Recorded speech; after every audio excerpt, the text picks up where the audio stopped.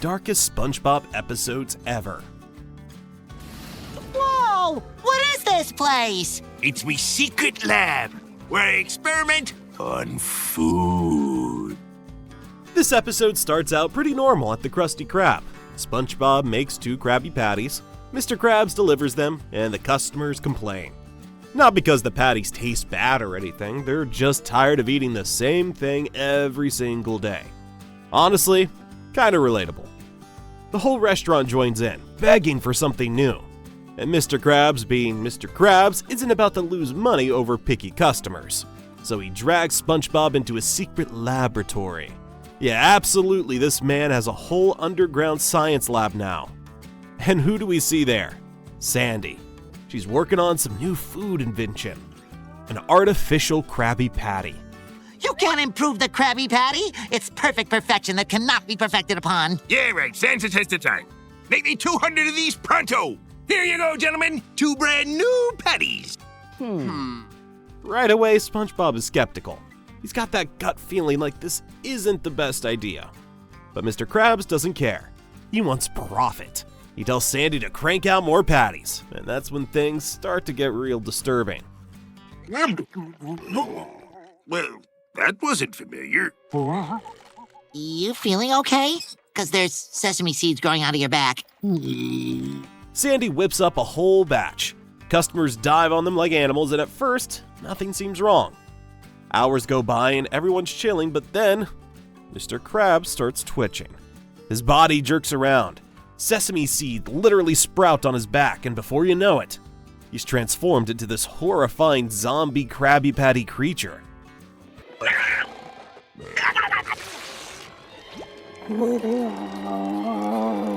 new patties? They're making everyone change! And it doesn't stop there. Sandy changes too, then the rest of the customers. The only ones left are SpongeBob and one random background fish named Frank. Poor Frank doesn't even last that long though. One of the patty zombies literally rips a piece of itself off and feeds it to him. Imagine turning someone into a monster by making them eat your own flesh.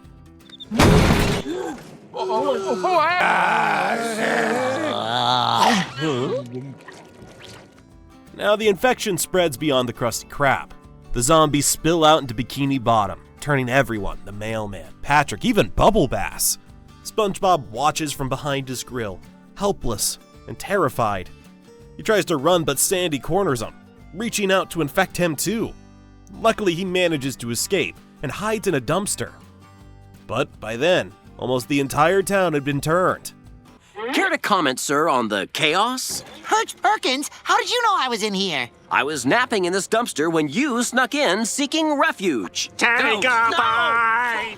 The only survivors? SpongeBob, Perch Perkins, the news anchor, and Plankton. Perch tries to report live on the chaos, but gets taken out in the most disturbing way possible. Squidward literally shoves a chunk of his own body inside Perch's mouth, infecting him instantly. That leaves SpongeBob all alone, so he heads to the chum bucket for help. Plankton doesn't believe him at first, but before long, the horde breaks in. Karen gets infected. Mrs. Puff grabs Plankton, and he's gone too. SpongeBob is officially the last one standing.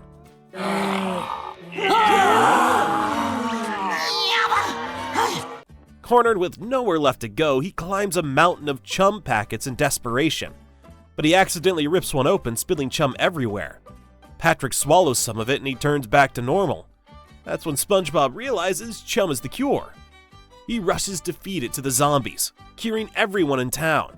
And in the end, customers admit they were wrong for asking for a new dish, saying nothing could ever replace the classic Krabby Patty.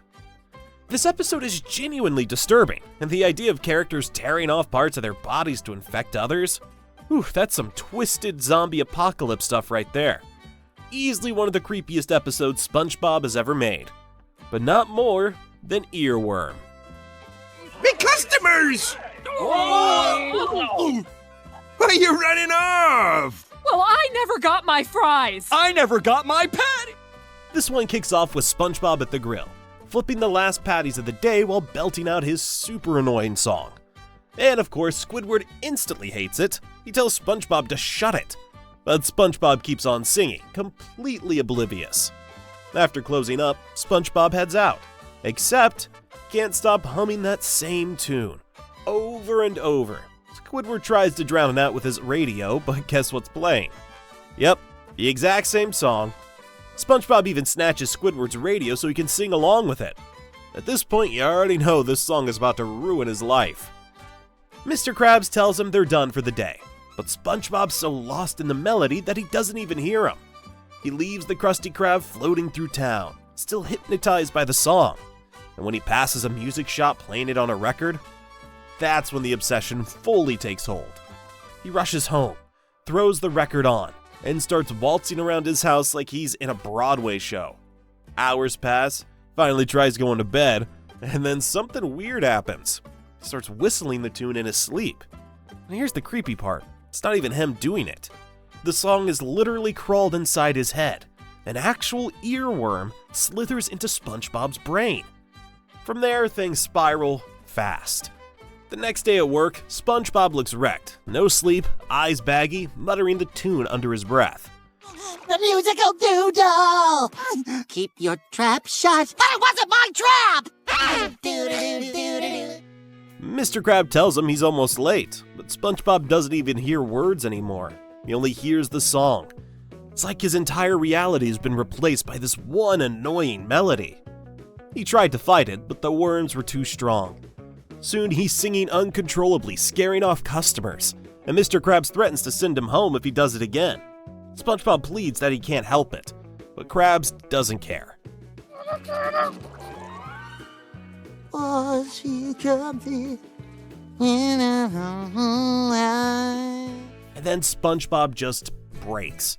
The cheerful sponge we know is gone. He starts twitching, laughing, and going completely unhinged as the song takes full control. Finally, he snaps, bolts out of the Krusty Krab, dancing and cackling like a maniac, leaving destruction in his path. That's when Sandy shows up. Squidward fills her in, and she realizes what's happening. SpongeBob's got an actual earworm stuck in his head. She ropes Mr. Krabs, Squidward, and Patrick into helping save him before it's too late. We gotta help him, but quick! He could be in great danger! The song that you ran from is back again. The madness will ever end. They track SpongeBob back to his house, where he's still getting deeper into madness. They tie him down, and Sandy explains the cure. The only way to drive out an earworm is to hit it with another catchy song. So one by one, they try their tunes. Sandy's doesn't work. Mr. Krabs fails too, but then Squidward of all people plays his clarinet, and somehow, that tune is the one that works. But the episode doesn't end there. That night, Squidward's home admiring his own music, humming it proudly. Drifts off to sleep still humming. When suddenly, the earworm forces its way into his head. Cut to black. This one isn't as visually disturbing as something like Creature Feature, but the theme is way darker. It's basically about losing control of your own mind. But hold on, because you're about to lose your mind by the darkest episode in the history of SpongeBob. How can you live without a happiest memory? Do you cry yourself to sleep at night? I hear you crying all the time. Oh, with joy, Squidward. This episode dives into Squidward's darkest side. SpongeBob asks him about his happiest memory, only for Squidward to realize he doesn't have one. At first he shrugs it off, but the thought eats away at him until he breaks down.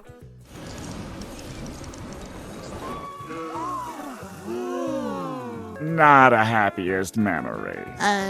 SpongeBob tries everything. Concerts, museums, even a hot air balloon. But every attempt fails, leaving Squidward more hopeless. His sadness shifts into something heavier. Depression. His home becomes darker, his mental state crumbles, and he loses all will to even try. I use my papier-mâché skills to fill the party with your favorite person, me! In the end, SpongeBob throws him a surprise party, but no one shows up.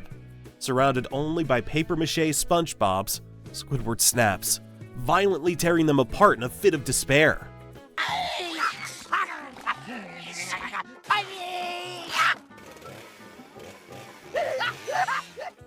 This one doesn't end with laughter. It ends with Squidward broken, a haunting look at loneliness and depression that feels almost too real for a kid's cartoon. And almost every kid nowadays suffers this kind of stress. So yeah, SpongeBob isn't always rainbows and jellyfishing. Sometimes it gets dark and relatable. And that's exactly why we love it.